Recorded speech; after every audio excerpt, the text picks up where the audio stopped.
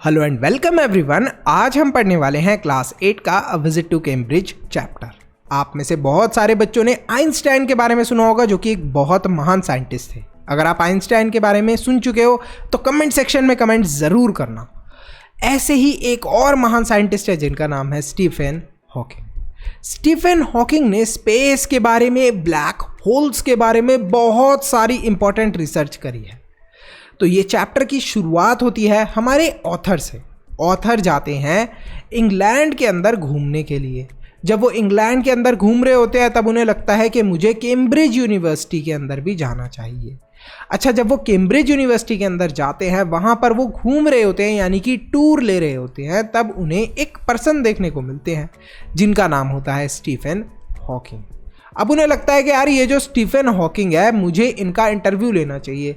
ऐसा क्यों उन्हें लगता है? देखो, जो ऑथर होते हैं ना, वो भी डिसेबल्ड होते हैं और जो स्टीफन हॉकिंग होते हैं वो भी डिसेबल्ड होते हैं। ये डिसेबल्ड का मतलब क्या है कि स्टीफन हॉकिंग चल फिर नहीं सकते थे। अगर उन्हें किसी से बात भी करनी होती थी स्टीफन हॉकिंग को, तो वो कंप्यूटर पे चीज़ें टाइप करते थे और फिर कंप्यूटर बोलता था चीज़ों को। जैसे हम लोग गूगल से नहीं बात करते कुछ भी चीज़ के लिए, तो गूगल फिर रिप्लाई करता है, ऐसे ही वो टाइप करते थे चीज़ों को और फिर कंप्यूटर बोलता था उन चीज़ों को। सेम यही चीज़ हमारे ऑथर के साथ भी थी। ऑथर भी थोड़ा डिसेबल्ड थे, मतलब वो भी चल फिर नहीं सकते थे। तो वो काफ़ी ज़्यादा इंटरेस्टेड थे स्टीफन हॉकिंग के बारे में जानने के लिए कि आखिरकार जो स्टीफन हॉकिंग है ये इतनी सारी चीज़ें कैसे कर लेते हैं, ये इतने महान साइंटिस्ट कैसे बन गए, जबकि इनकी ज़िंदगी में तो इतनी सारी मुसीबतें हैं। तो काफ़ी ज़्यादा अपीलिंग होते हैं स्टीफन हॉकिंग उनके लिए। जब वो वॉक कर रहे होते हैं वहाँ पर टूर पे, और टूर पे ही वो स्टीफन हॉकिंग को देखते हैं। किस चीज़ के टूर पे? जब वो कैम्ब्रिज यूनिवर्सिटी के टूर पर होते हैं। स्टीफन हॉकिंग एक एस्ट्रोफिजिसिस्ट थे, मतलब कि स्पेस के बारे में जानना उन्हें बहुत पसंद था, और वो एक डिसेबल्ड पर्सन थे।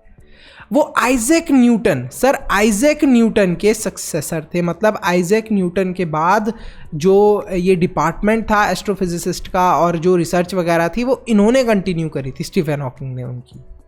Sir Isaac Newton chair in the physics department at Cambridge university. तो फिजिक्स डिपार्टमेंट को इन्होंने होल्ड करा था after sir Isaac Newton, Cambridge university के अंदर।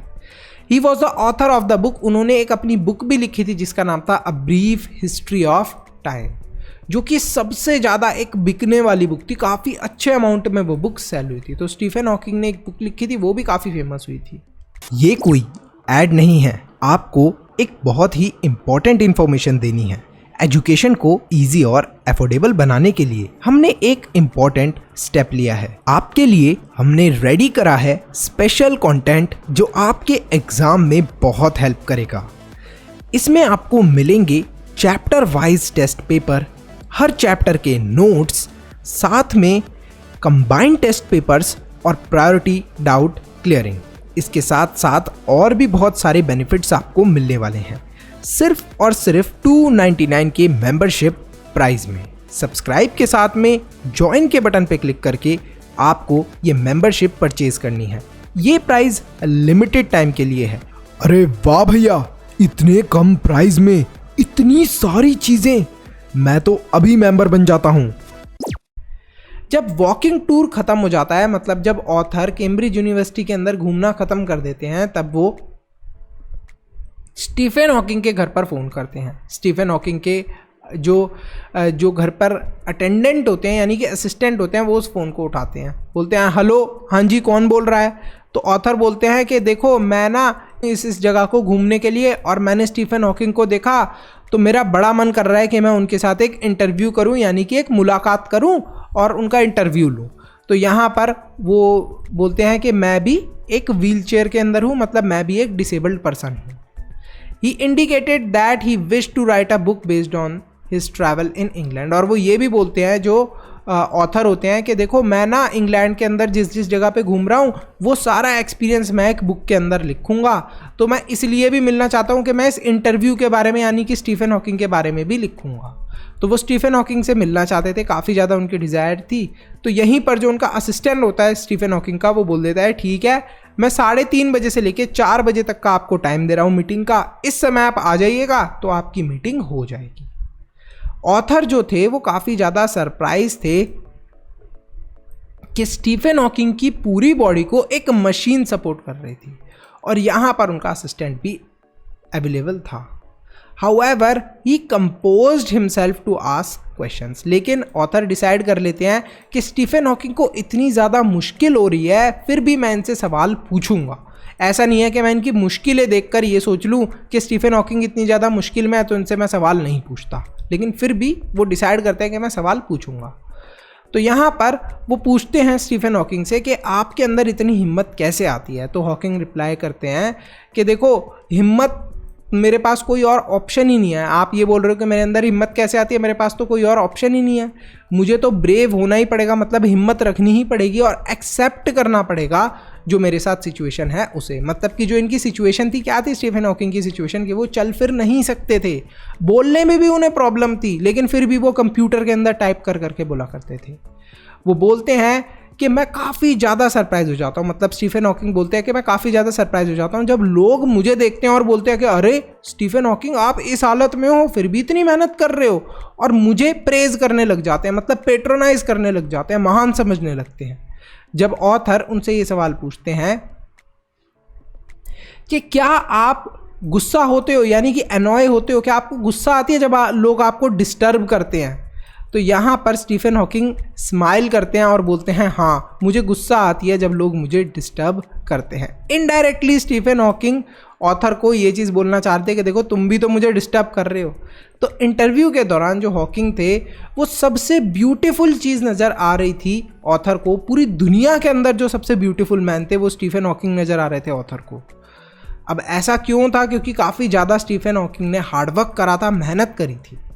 जो ऑथर थे वो ये भी पूछते हैं कि आपकी जो डिसेबिलिटी है, मतलब कि आप बोल नहीं सकते, चल नहीं सकते, क्या इसकी वजह से आपको प्रॉब्लम फेस करने को मिले? तो हॉकिंग बोलते हैं कि Hawking is not able to see humility and kindness in the world. वो ये बोलते हैं कि जो ये पूरा वर्ल्ड है, ये जो पूरी दुनिया है, इसके अंदर मुझे लोगों के अंदर दया नहीं दिखती और लोगों के अंदर ऐसा देखने को नहीं मिलता कि वो एक दूसरे की मदद करें। हॉकिंग जो है वो काफ़ी ज़्यादा एग्री करते हैं ऑथर के साथ। The interview came to an end. देखते ही देखते इंटरव्यू ख़त्म हो जाता है। With a piece of advice for the disabled और हैंडीकैप्ड पीपल। यहाँ पर जो स्टीफन हॉकिंग थे एक पीस ऑफ एडवाइस भी देते हैं, मतलब सलाह भी देते हैं डिसेबल्ड लोगों को और हैंडीकैप्ड लोगों को। वो सलाह क्या होती है? तो यहाँ पर स्टीफन हॉकिंग ये सलाह देते हैं कि जितने भी डिसेबल्ड लोग हैं उन लोगों को फोकस करना चाहिए अपने अंदर की जो भी अच्छाई हैं उनके अंदर, ना कि अपनी डिसेबिलिटी के अंदर। तो मतलब कि जितने भी, अगर कोई भी डिसेबल्ड पर्सन आपके नज़दीक है तो आप भी उसको ये चीज़ समझाओ कि आपको अपनी डिसेबिलिटी के, अगर आपका हाथ काम नहीं कर रहा है या पैर काम नहीं कर रहा, उस चीज़ पे ध्यान मत दो। जो भी आपके अंदर अच्छी चीज़ है उस चीज़ पे ध्यान दो। और कभी भी आपको ओवर एंथुसियास्टिक नहीं होना चाहिए, मतलब कभी भी बहुत ज़्यादा एक्साइटेड या फिर खुश नहीं होना चाहिए। And should do only in which they are good. और आपको इसी चीज़ के अंदर मेहनत करनी चाहिए, मतलब जो भी डिसेबल्ड लोग हैं उन्हें उसी चीज़ के अंदर मेहनत करनी चाहिए जिस चीज़ के अंदर वो अच्छे हैं। इसके बाद जो हॉकिंग थे वो अपने गार्डन के अंदर चले जाते हैं और जो ऑथर हैं वो भी चले जाते हैं, और जो उनकी जर्नी थी वो काफ़ी ज़्यादा इंस्पायरिंग रही एज वेल एज सक्सेसफुल रही, क्योंकि अब उन्होंने स्टीफन हॉकिंग से भी बातचीत कर ली थी। यहीं पर हमारा जो ये चैप्टर है ये ख़त्म होता है। काफ़ी इंस्पिरेशनल चैप्टर है। मैं चाहता हूँ कि आप लोग भी ज़रूर कमेंट करके बताएं कि क्या आपने कभी किसी डिसेबल्ड पर्सन को देखा है, तो कमेंट करके ये चीज़ ज़रूर बताएं। और अगर आपने देखा है तो आपने कभी उनकी हेल्प करने की कोशिश करी है, ये भी बताएं। तो यहीं पर हमारा चैप्टर फिनिश होता है। अगर आपको इस चैप्टर के सैम्पल पेपर चाहिए, नोट्स चाहिए, या फिर आपको मेंबर बनना है तो क्या करना है, सब्सक्राइब के साथ में एक ज्वाइन का बटन है, उस पर क्लिक करके मेंबर बन जाओ। सैम्पल पेपर और नोट्स बहुत काम आएंगे, पूरा चैप्टर पढ़ने की ज़रूरत नहीं है, बस ये नोट्स से फटाफट रीड कर लो, एग्जाम में लास्ट टाइम पे काम हो जाएगा।